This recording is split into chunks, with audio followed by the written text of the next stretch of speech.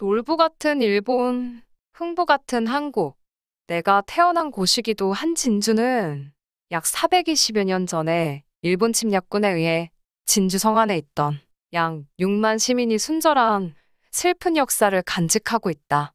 이순신 장군과 김시민, 곽재욱, 김천일 장군이 그렇게 물리쳤건만 그들의 집요한 대륙 노략질에 결국 무릎을 꿇고 말았다. 내용을 보면 1차 진주성 침범 때는 군과 시민이 합세하여 활과 돌 등으로 왜구를 막아낼 수 있었지만 1593년 6월경에 2차 진주성 침범 때는 조총으로 무장해온 것이 결정적인 패인이었다. 이때 조선 조정에서는 신하들이 당파 싸움질에 미쳐 외침에 대해 무방비 상태였다. 세월은 흘러 2019년 7월 1일, 일본 아베는 기습적으로 대한민국의 뒤통수를 향하여 비수를 꽂았다. 순간 대한민국은 피가 정지되는 느낌을 받았다. 다음 날부터 아베 출장소에 한국 일부 언론에서는 한국 대통령이 당장 일본 아베 총리에게 가서 엎드려 빌어라 라고 한 번만 살려달라고 말이다. 일부 국민들도 동조하여 아베 편을 들었다. 이 얼마나 치욕적인 말인가? 그러나 그림처럼 아베는 잠시나마 기분이 좋았다. 속이노 시오나문이다 라고 말이다. 일본인은 어디 피난 갈 데가 없는 섬이라는 특유의 배수진 정신인 비장함 자체다. 그래서 조직을 벗어나고 질서를 어기는 일은 체질적으로 맞지 않고 늘 지시나 명령받기를 좋아한다. 바로 이 점을 일본 지도자들은 노리고 있다. 그들이 전쟁을 일으키든 군국주의가 되든 원하는 방향대로 국민들은 별저항 없이 이끌려간다. 그러므로 일본 국민을 일본 지도자들은 단술 로봇으로 취급한다. 그들이 전쟁을 일으키든 군국주의가 되든 원하는 방향대로 국민들은 별 저항 없이 이끌려간다. 지금도 일본에 운전되는 일본 천황을 등에 업고 있는 극우정 지기생 집단이 맡고 있다. 그리고 그들이 심어놓은 한국 파견본부도 열심히 그들의 뜻을 따르고 있다. 그러나 세월은 흘러 2021년 가을이 깊어가는 이 시점에 대한민국은 옛날에 썩은 조선 말기가 아니다. 그동안 짓눌려 있던 용수철이 튕겨나가듯 대한민국은 이제 말릴 수도 없을 정도로 치고 나간다. 마치 손흥민 선수 앞에 대여섯 명의 수비수를 제끼고 슈팅을 날리는 멋진 순간처럼 말이다.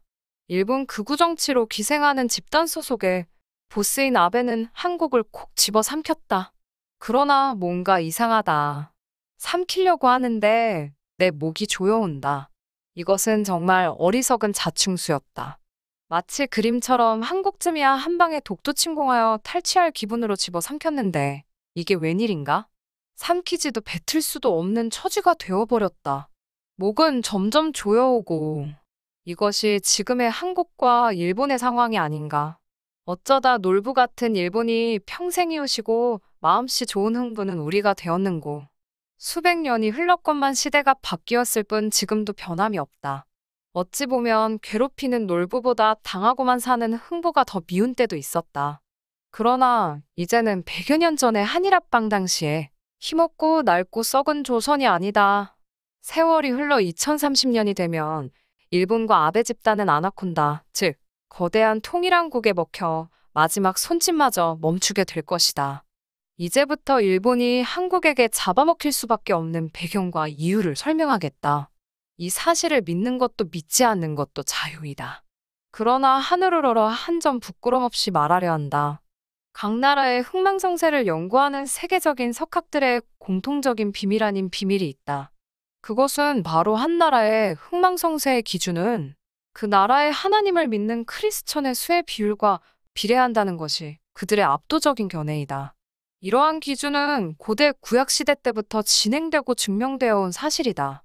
지금 현재 세계적인 선진국 순서는 바로 크리스천의 비율이 높은 나라부터이다. 단 하나의 예외적인 국가가 있다. 바로 일본이다. 그러나 일본은 이미 30년 전부터 더 이상의 발전을 막아놓았다. 하나님을 철저히 믿지 않는 나라, 일본, 수천 종류의 우상들이 날뛰는 일본은 철저하게 하나님의 버림을 받은 나라로 전락하고 말았다. 한마디로 하나님의 저주가 임한 나라이다. 아마 지구의 수명이 다할 때까지 변하지 않을 것이다. 그런 관점에서 보면 하나님의 살아계심을 확인하는 일은 그렇게 어렵지 않다. 세계를 잘 살펴보면 알 수 있다. 제일 가까운 북한을 보라. 대한민국은 세계 10위 정도의 종합선진국이 된 반면 북한은 세계적으로 유례를 찾아볼 수 없는 최빈국이다. 더 이상의 발전을 기대할 수 없도록 족쇄를 채웠다. 북한도 30년 전부터 하나님은 족쇄를 걸어두었다. 물론 하나님의 계획인 만큼 하나님의 섭리로 진행될 것이다. 대한민국도 이스라엘처럼 처절하게 고통을 받은 나라였다. 수천 년에 걸쳐 수많은 외침을 받고 일제강점기를 거쳐 6.25 전쟁까지 슬픈 역사를 가진 나라. 하지만 대한민국은 하나님의 놀라운 계획 속에 있었다. 하나님을 믿는 교인들은 일제강점기와 6.25 전쟁을 겪으면서도 믿음을 저버리지 않았다. 그리고 전쟁이 끝나고 많은 사람들이 새벽마다 눈물 젖은 기도로 이 나라를 살려달라고 울부짖었다. 사실 전쟁으로 전부를 잃은 후 하나님께 필사적으로 매달려서 기도한 국가는 거의 없다. 하나님은 대한민국을 세계적인 잘 사는 나라를 만드는 계획을 실행하기 시작했다. 불과 70년의 세월 속에 세계적으로 그 유래를 찾아보기 힘들 정도로 경제대국으로 만들어 놓았다. 지금도 여전하다. 이웃나라 일본은 제대로 되는 일이 없다. 북한도 마찬가지이다. 하나님의 저주가 임하면 만사가 불통이다. 그런데도 하나님을 믿지도 인정하지도 않고 오직 인간의 힘으로 극복하려 든다면 여전히 하나님의 저주에서 풀려날 수가 없다.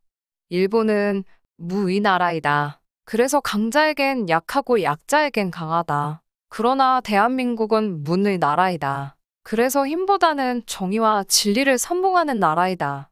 즉, 정의와 진리는 성경 하나님 말씀 그 자체이다. 그러므로 예로부터 대한민국은 의가 폭포처럼 흐르는 대단한 민족이다. 그래서 불의를 보면 참지 못한다. 악인을 처리하는 방식, 곧 대한민국의 영원한 스폰서인 하나님께서는 일본의 버르장머리를 확실히 고쳐주신다.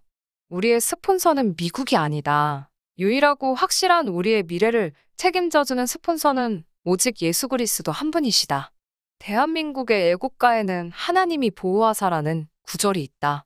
하나님을 부르짖는 애국가는 세계에서 드물다. 하나님은 질투하시는 분이시다. 하나님을 믿지 않는 나라들과 하나님을 믿는 나라들의 흥망성쇠는 지구의 마지막 순간까지 계속될 것이다. 그러므로 우리들 또한 지금처럼 국운이 거세게 높아질 때 늘 겸손하고 위로운 시민들이 되어야 하는 까닭이다. 우리들이 잊지 말아야 할 것은 의로움을 지키는 일이다. 의로움은 선함이다. 선함은 예수 그리스도의 퍼스널리티, 즉 품격이다. 그것은 어렵거나 가난한 사람을 돕고 악한 사람을 악으로 갚지 않고 선으로 대한다는 것이 핵심이다. 그래서 예수님은 억울한 죽음을 십자가에서 당했다.